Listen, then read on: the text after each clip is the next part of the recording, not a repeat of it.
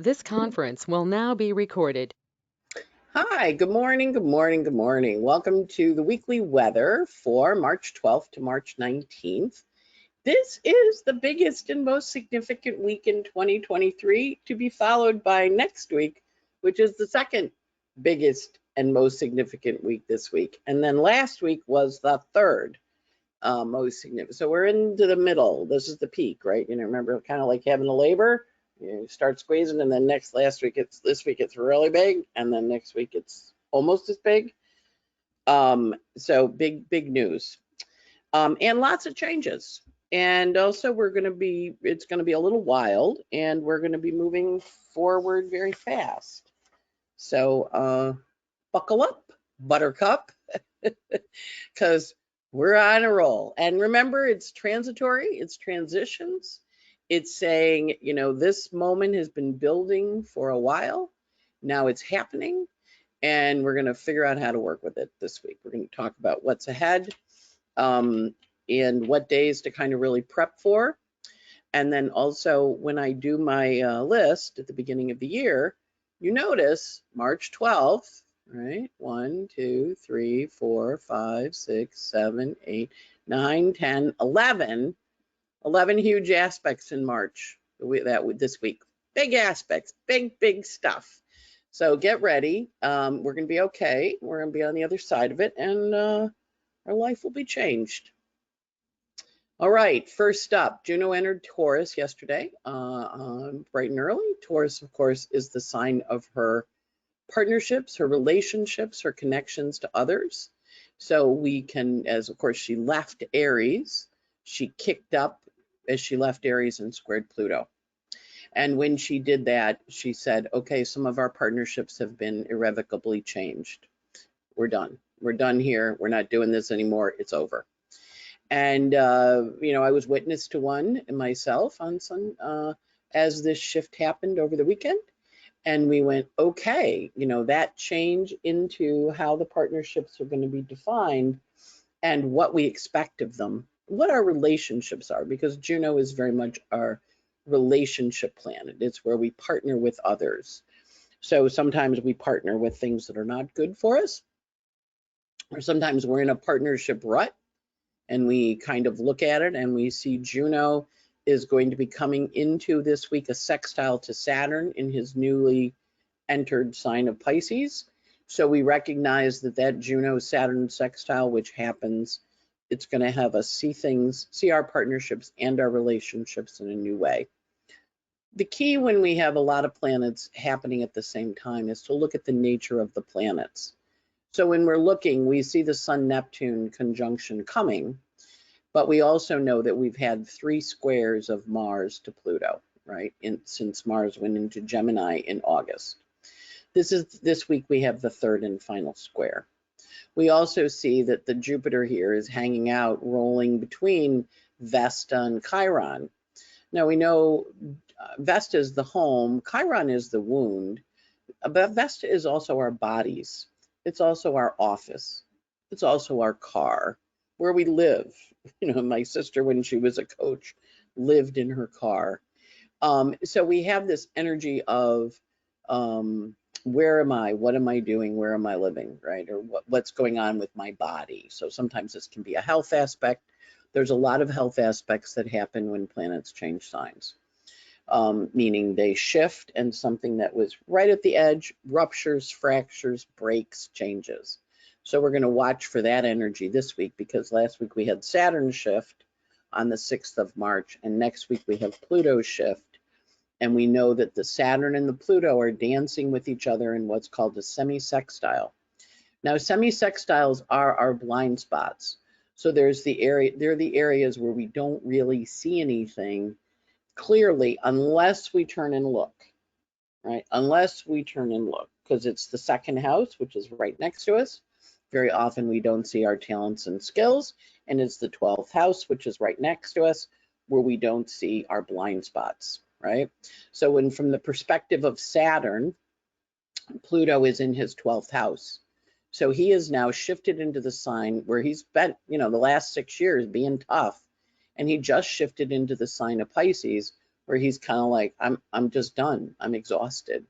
From the perspective of Pluto, Saturn, who met up with him in 2020 when we had COVID, is now in a semi-sextile. So the two of them are in a, he's saying to him, can you reach over there and get my, you're driving in the car, right? Pluto's driving. He says to Saturn, can you get me my sunglasses out of the glove compartment? So Saturn's helping Pluto, but Pluto is in Saturn's blind spot. Remember, wherever we have Pluto, we have triangle drama. You know, drama is Pluto's middle name. Triangles, you, another person, a third person, you, another person, a third, another person, and a third thing. Drug addiction, anger, rage, whatever, you know, think Pluto words. But we do know he's compromising, uncompromising. He has an addictive quality. He has a quality of, you know, kind of just relentlessness. And Saturn has essentially given up. He has said, I have lived with you for the last 6 years. I've been in Capricorn the last 6 years. I am tired. I want a nap. I want to leave. I'm just feeling very defenseless. Saturn in Pisces can also be martyring. Like, I feel like a martyr. I feel like I suffer all the time. That's lower form Saturn. Higher form Saturn goes, all right, this too shall pass. In 100 years, what's it worth? In 5 years, what's it worth? But what do I have to do to get my structures in place so that they support my dreams of the future? That's the higher version. Lower version is feeling sorry for yourself. Lower version can be health aspects. I had this weird thing, Saturn went into Pisces on the 6th, and my left eye popped up, meow, like this big bubble under it. And I'm like, what the hell is with my eye? So understand Saturn's shifting reality. He's shifting reality now. He's saying, okay, let's go into this new thing and give ourselves permission, give ourselves an opportunity to change direction. So at the same time, he's in the blind spot of Pluto. Pluto's over here, and he may whack him. So you may see something in a way you never saw it before, because that's what wants to happen now, right? And then, of course, Mars getting off of Neptune, we really see things. So it's this is a week of aha, a week of seeing things we hadn't seen before, and also a tough week on planet Earth. Next up on Tuesday, now mind you, Tuesday and Friday are our really bad days this week. Really bad. Let's reframe that. Our really intense days.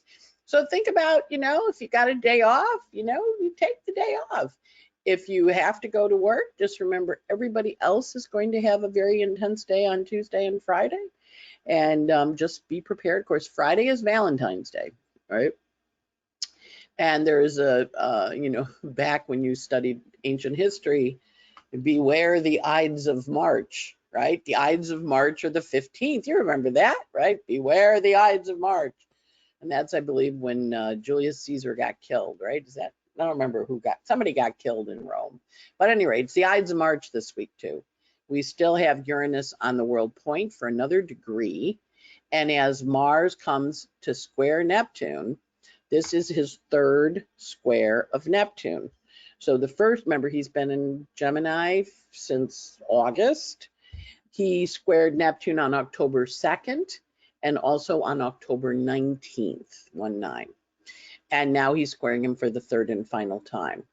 Once he squares him, he releases the square from the sun, and then immediately, which he had last week, and now the sun's going to have, he's going to have a sun square this week.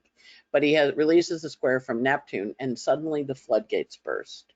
Water ruptures, tons of water, watch for water. Big water week, big tear week, big reveal of things going on in the secret week.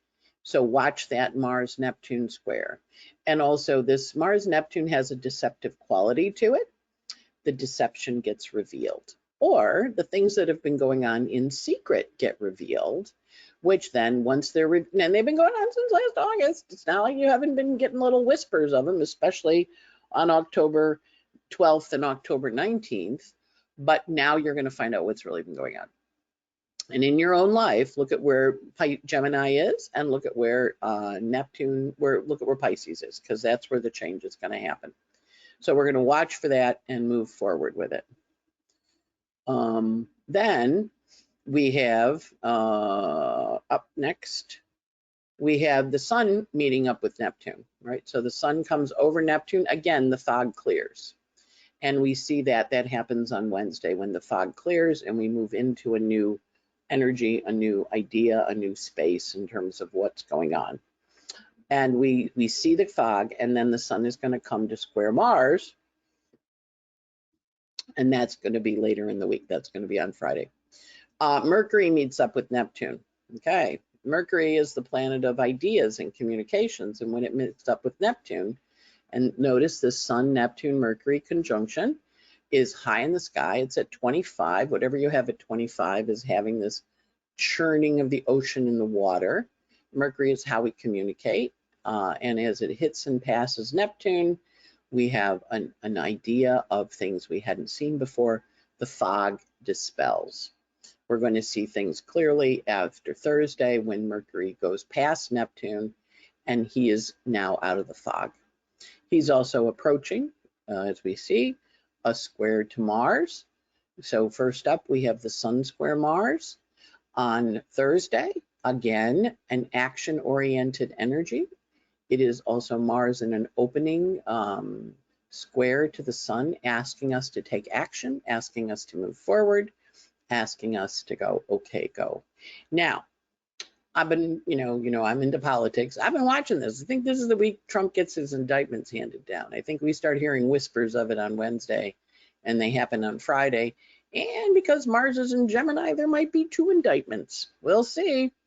I'm like looking at this and going, all right, stuff's rocking and rolling up there. And of course, that Mars in Gemini is right on Trump's Sun, Uranus, North Node. So we'll see.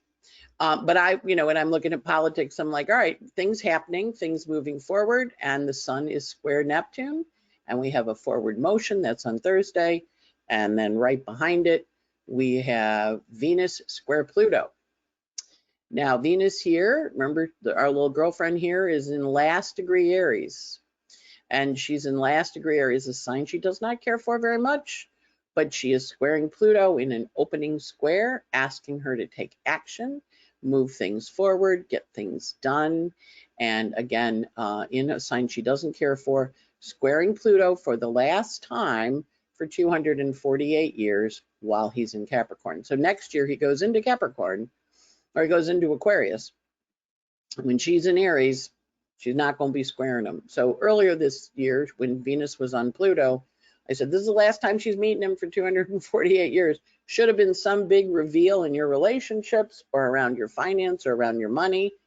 And this Venus square Pluto is it. That's the last one. Now, we also had last week, we had the bank out west collapse, the Silicon Valley Bank collapsed with billions of dollars, even though the federal government only insures them for $250,000.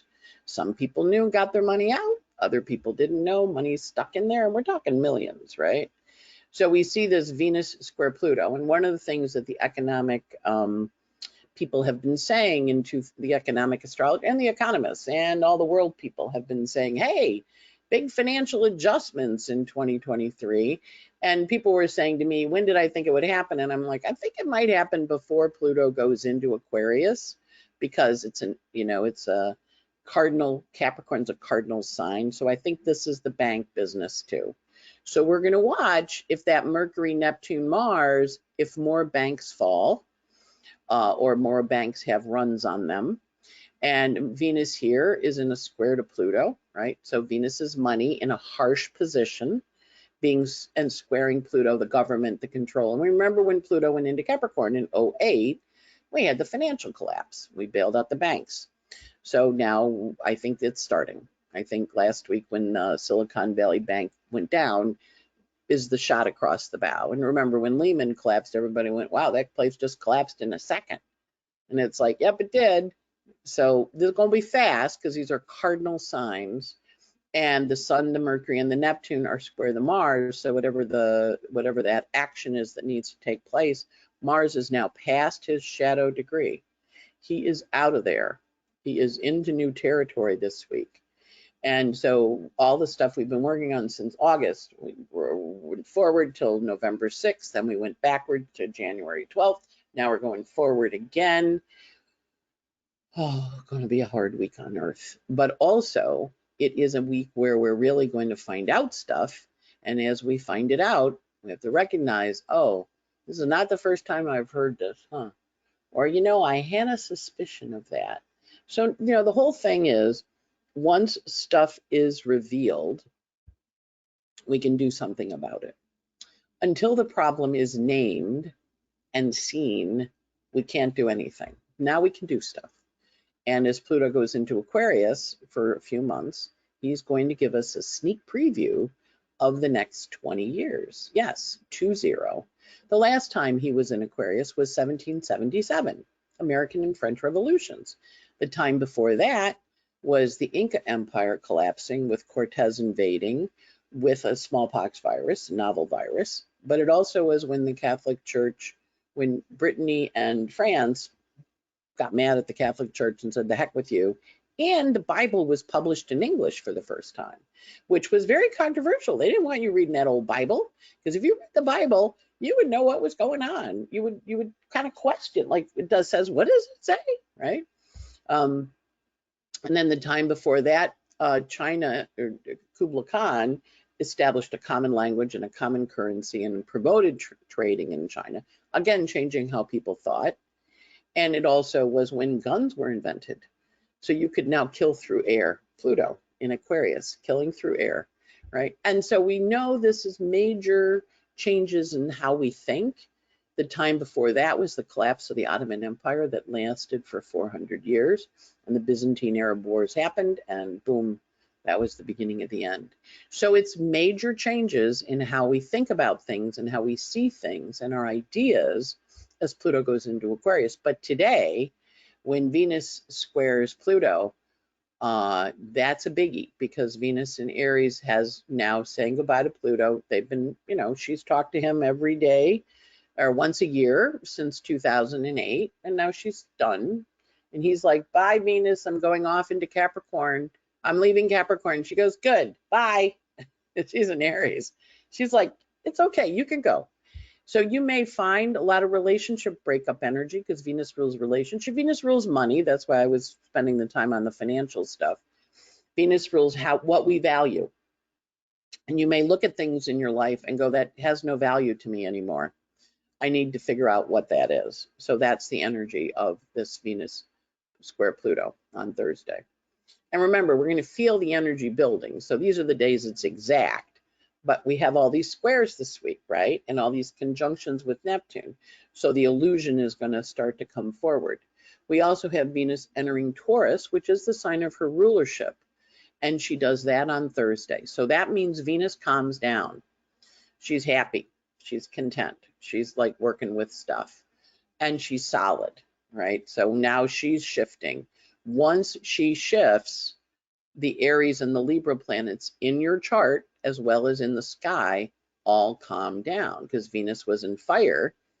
And so the planets that are ruled by Taurus and Libra, I think I said Aries, now that she's shifting out of Aries into Taurus, the planets that are ruled by her calm down, including that little Uranus that's been on the world point, because he's been answering to a hot on fire Venus, and now she calms down and he comes down. Doesn't mean he's not less destructive. He's still on a world point, but the energy Venus goes, okay, we have to come up with a plan. We have to come up with a solution.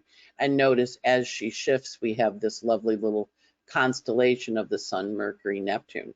Now I will say the Sun, Mercury, and Neptune is sorrows. It's an energy of sorrows. If you look at the Arabic part, sorrow. It's also treachery when the Sun and Neptune meet up. So we know we've got treacherous stuff this week. We also have reveals this week. And as the Sun and Mercury pull away from Neptune, we're going to see things more clearly. But because Mars is squaring them, it's a little bit out of the frying pan into the fire. But at the same time, you're hitting that fire, hop out quick. Tony Robbins does that fire walk. One of my clients, one of my lawyers, actually she's my lawyer, she did my will. She went down and did the fire walk in, I think, Texas, Florida someplace. I said, you walked on those coals? She goes, yeah, and it was really cool. I'm like, okay. But yeah, you're hopping out into the fire. And when you hop into the fire, hop out quick. All right. You don't have to stand in the fire, but hop out quick. It also means we're going to hear fire stories this week, right? Next up. Now, Friday is our really, really intense day because here we're going to have Mercury square Mars. Mercury is harsh words, sudden reveals, sudden knowledge, new news, really intense energy. Mercury squaring Mars, and of course Mars is now in new territory. So all the stuff he's been mumbling about and that you heard in October, that you heard about in November, now he takes action on it. He'd been thinking about it for a while, and Mercury square Mars, he does something. So careful, caution, pay attention. We also have Mercury combusts the sun. Now, Mercury combusts the sun is very smart, very intelligent. It's when you put your finger in a candle. My mother was Leo with Sag Moon. We always had candles at dinner, and you would put your finger in the candle, and when you were in the blue part, it didn't hurt. But when you were above the candle, it hurt, right? But Mercury combusts the sun gets incredibly intelligent and a little cunning. And it's in Pisces, and it answers to Jupiter in Aries, which answers to that Mars in Gemini that is now encumbered. You get an idea what's going to happen, right? So think about it. They're both there, you know, I mean, they do answer to Neptune, which is now I see it clearly, but they also answer to the traditional ruler, Jupiter in Aries, which is in the home, in the hearth. Jupiter and Vesta are hanging out. So if you've been fighting in your home, or fighting in your office, or fighting in your car, very big day for road rage. We want to just be a little careful. It is St. Patrick's Day. My mother always would say everybody wants to be Irish on St. Patrick's Day. It is 2 days after the Ides of March, and we have a lot of action going on in the sky. So when we watch that, we also see this Moon-Pluto conjunction, and the Moon is coming to aspect Pluto. Now, Pluto, remember, is not going to be in a Capricorn forever, or Aquarius. He's only going to be in Aquarius till June. So while Venus is done with him, Moon is kind of really bringing up deep sorrows with him. And we're going to have next week, which is why it's going to be tough, we're going to have Pluto changing into Aquarius, and we're also going to have Mars form a finger of God energy with Pluto, as well as the seasonal ingress. But this week, we see with Mercury combusts the sun, this very strategic, visionary thing going on with Mercury and the sun. But is it doing to Neptune, working on your dreams? Or is it doing to Jupiter and Aries? I'm in the mood to destroy things. Again, you got people with mental illness, you got people with rage issues, you got someone that's giving you a hard time. This is a great time to avoid them, if you can, because there's a very over-the-top energy with this.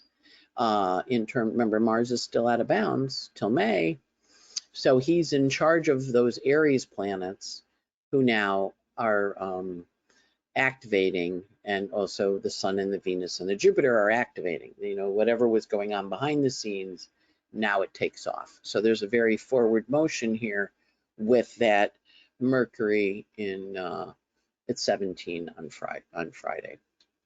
Then the Sun sextile, Venus sextile Saturn. There's an opening sextile. Saturn's in a sign he hasn't been in 28 years. So think back to 94 to 97. Think back to 64, 65. Think back in time to when those planets, when Saturn entered Pisces and he was in that sign. There was a revelation, there was a reveal, there was some new knowledge that happened. Venus in a sextile to Saturn, now that she's in Taurus, is going to see things in a different way. And there's not a lot of fire in the sky that day, but there is a lot of physical stuff, a lot of intellectual stuff, a lot of emotional stuff on Friday. Mercury sextiles Pluto, that's on Saturday. So Mercury is, remember, we've got now the sun coming into sextile Pluto too in the next couple days. But Mercury sextiles Pluto first at the last degrees of Pisces. And he says, oh, opening sextile, oh, that's what's going on. And Pisces, of course, in water doesn't talk. It communicates by doing things. It communicates by paper. It communicates by sound. It communicates by soul. So we want to watch when Mercury on Saturday sextiles Pluto. There's an energy of communication, accountability. Pluto is, of course, triangles and drama. You getting the idea why this is going to be a hard week? Yeah, it's going to be a hard week. Then Mercury enters Aries. That happens on Sunday.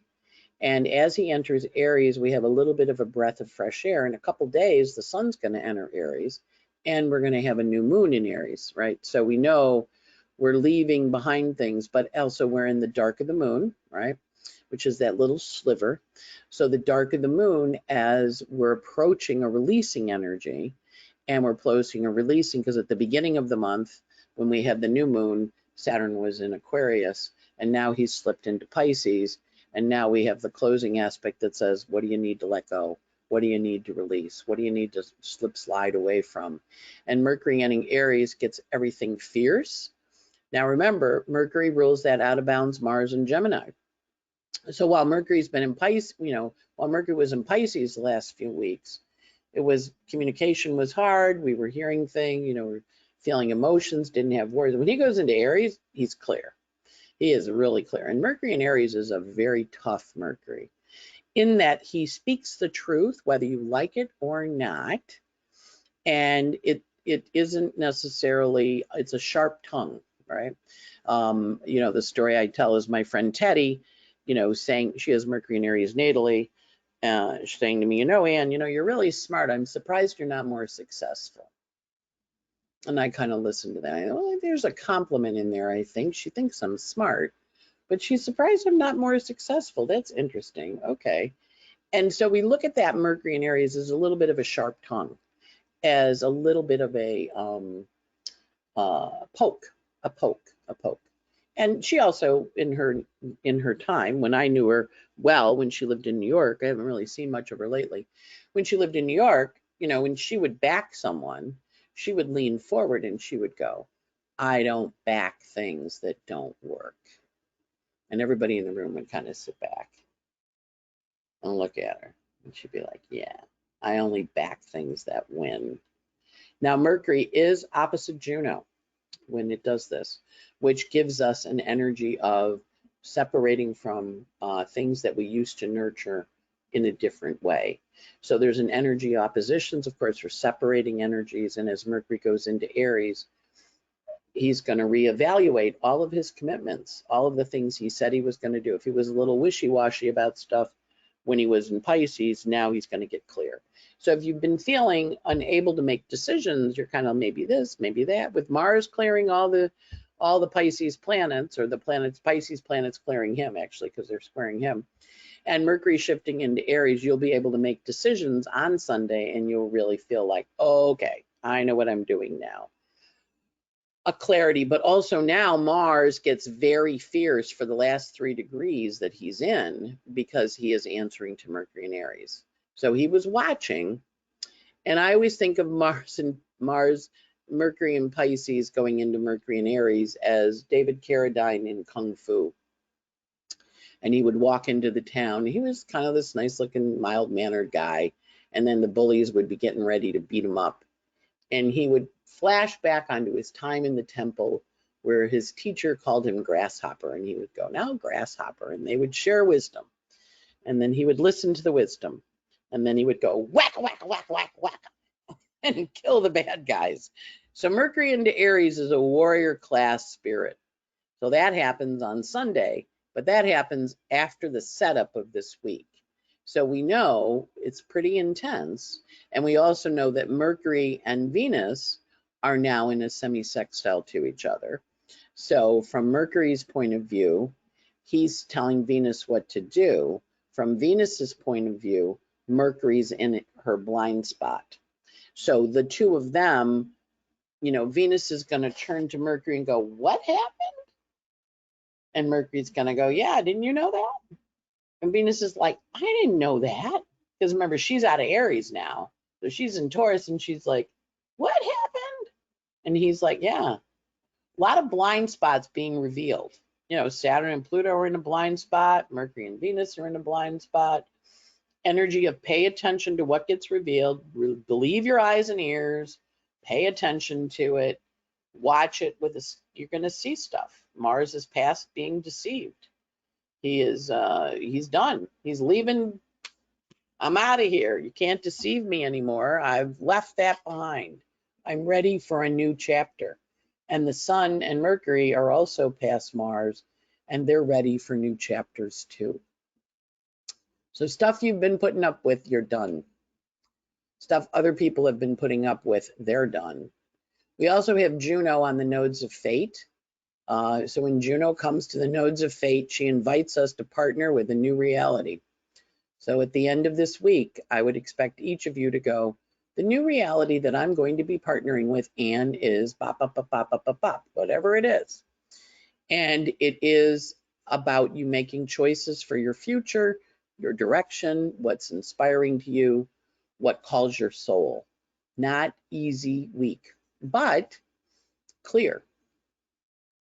Clarity helps. When you can look at it and say, you have this. Think about if you've ever heard words from someone. I have inoperable cancer. I have a brain tumor. I am an alcoholic. I have whatever. When you hear the definitive words, the reality shifts. When it's named, the reality shifts.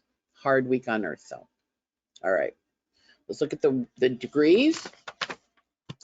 But hard but changing. I don't want it to feel scary. I just, when you have weeks like this, it's just recognizing that there are weeks, like in your life, 10 years from now, you go to an astrologer and they'll say, so what happened in March of 2023? And you go, oh yeah, March of 2023, crossroads in my life, big crossroads, big things shifted. So we're going to watch this and see what it is, because those changes are designed to get you on your next path, whatever that's going to be. And it's a forward motion, and it's a full steam ahead, and we have next week still to come. But this is the one you want to think of as, oh, right, I have to do that. Uranus on the world point, Aries, Venus in Aries, I'm sorry, Mercury in Aries on the world point, activating ideas, seeing things you hadn't seen before, plus all the reality clearing, seeing things that you, again, Neptune is being asked to go. We're leaving Neptune behind, not in a mean way, but we're just like, oh, wow, okay. So Sun this week goes from 24 to 29, Aries, Pisces rather, it enters Aries next week. We talked about its three big aspects, the conjunction to Neptune, its square to Mars, and its conjunction to Mercury. It also is working in a parallel aspect with Eris, the goddess of discord. Now, parallels don't show in the chart visually, like a zodiacal degree is, but Sun parallel Eris is harnessing that goddess of discord, that disruption energy, and getting her to do something differently with you. And Mercury is also going to be paralleling Eris, which means that your words are going to be very, very clear, but perhaps a bit difficult. I would encourage you to be conscious of fighting this week, meaning you can have fights with people that you never then talk to again, right? Because this is one of those weeks where you say something or they say something and you're done. The example I use when I was younger, I don't know what the aspect was, but I can describe what happened, and it's like what happens this week. I had a guy I worked with that when I was at Control Day, a really lovely man, and he was a submariner. And submarine guys don't really talk. I think it's because they're all trapped in the boat downstairs underwater, right?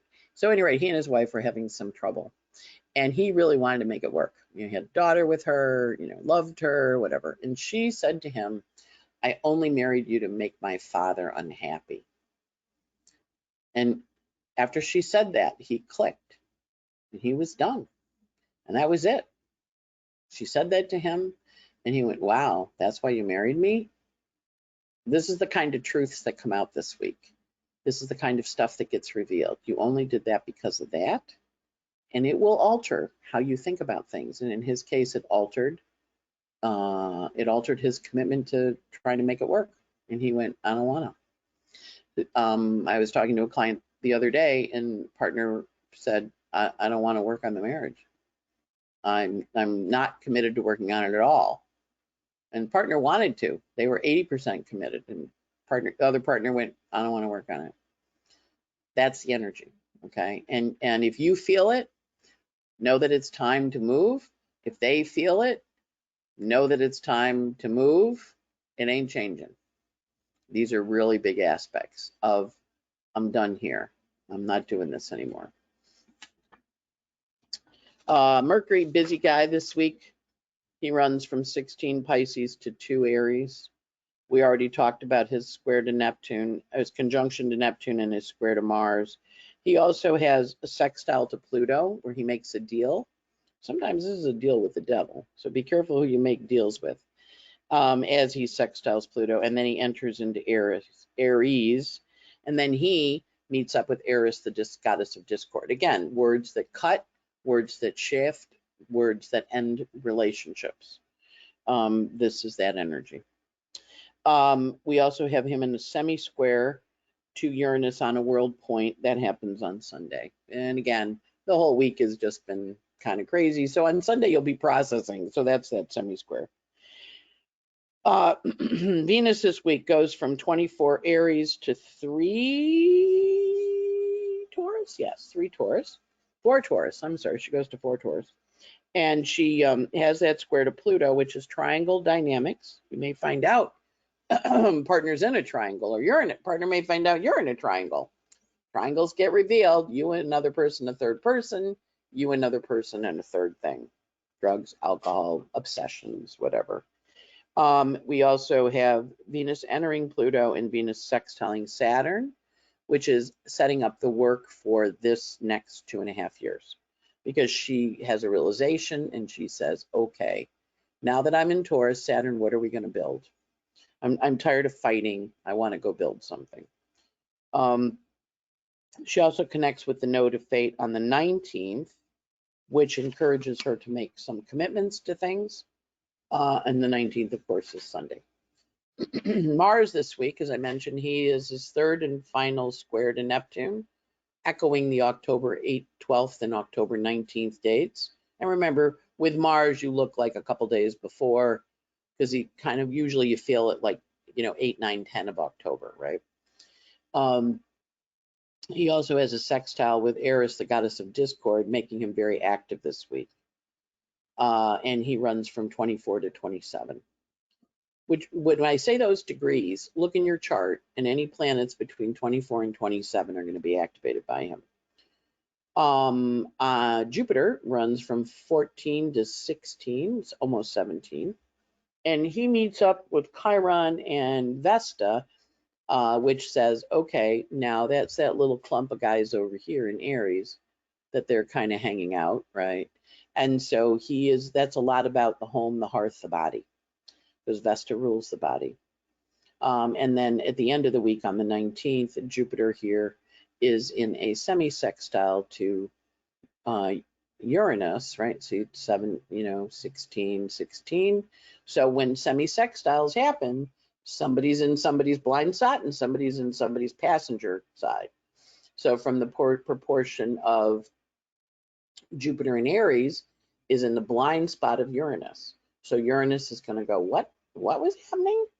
From the perspective of Jupiter, Uranus is in the house of, let's make some changes and get some stuff done. I have a vision of how we can do it.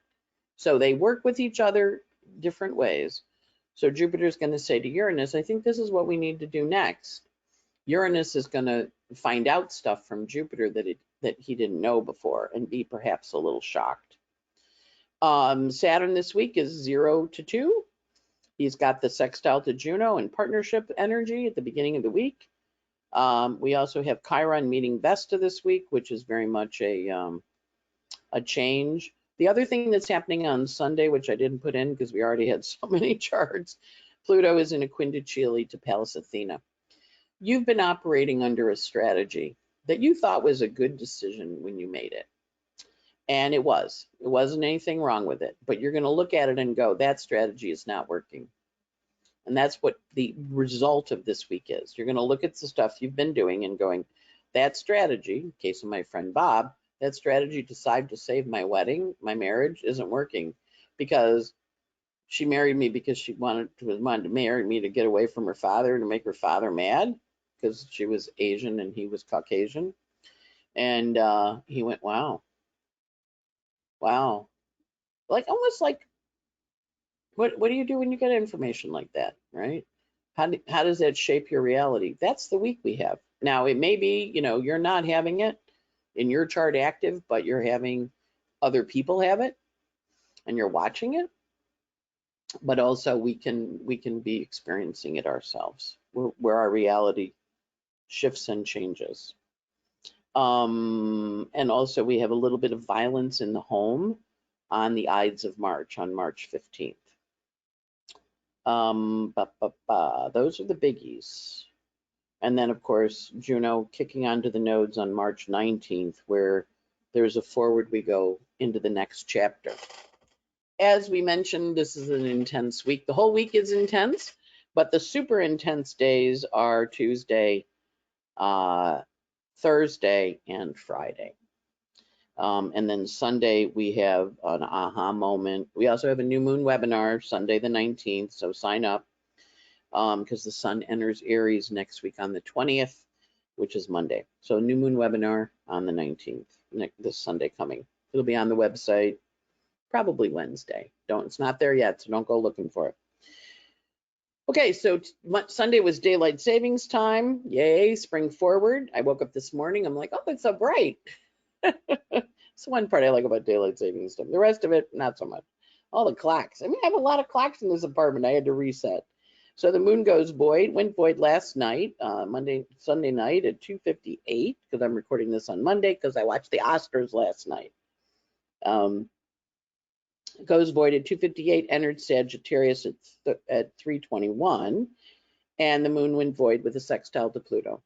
So it's in Sagittarius the 13th, the 14th, the 15th, goes void at 4:50 a.m. with the trine to Venus.